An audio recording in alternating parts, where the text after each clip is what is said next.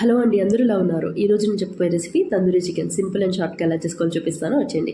ముందుగా 3 లెగ్ పీసుల్ని ఘాట్లు పెట్టించి బాగా క్లీన్ చేసి పక్కన పెట్టుకున్నాను. ఈలోగా ఒక బౌల్ తీసుకుని దాంట్లో 1/2 కప్ వరకు పెరుగు, చిల్లీ పౌడర్, సాల్ట్ టేస్ట్ తగ్గట్టుగా తీసుకుని జింజర్ గార్లిక్ పేస్ట్, ధనియా పౌడర్, తందూరి మసాలా లేదు అంటే chicken masala, lemon juice, food colour optional వేసి బాగా కలుపుకొని మనం పక్కన పెట్టిన చికెన్కి వాటిని పట్టించి ఒక 3 అవర్స్ అయితే నేను నానబెట్టి పక్కన పెట్టుకున్నాను. మీకు నచ్చితే ఒక 2 అవర్స్ అయినా కనీసం పెట్టుకోండి. ఈలోగా స్టవ్ మీద ఒక కడాయి పెట్టుకుని ఆయిల్ వేసి ఆయిల్ హీట్ అయిన తర్వాత లెగ్ పీసులను వేసి ఒకదాని తర్వాత ఒకటి అటువైపు ఇటువైపు తిప్పుతూ అలా ఫ్రై చేస్తూ ఉండాలి.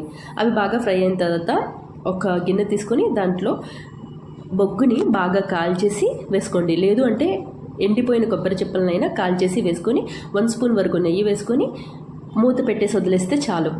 ఆ స్మోకీ ఫ్లేవర్ అనేది చికెన్కి బాగా పడుతుంది. ఒక 10 మినిట్స్. మా వీడియో మీకు నచ్చితే సబ్స్క్రైబ్ చేసుకోండి కదండి. ఇంత మంచి రెసిపీ చెప్పాను. అలాగే ఒక లైక్ చేయండి ప్లీజ్.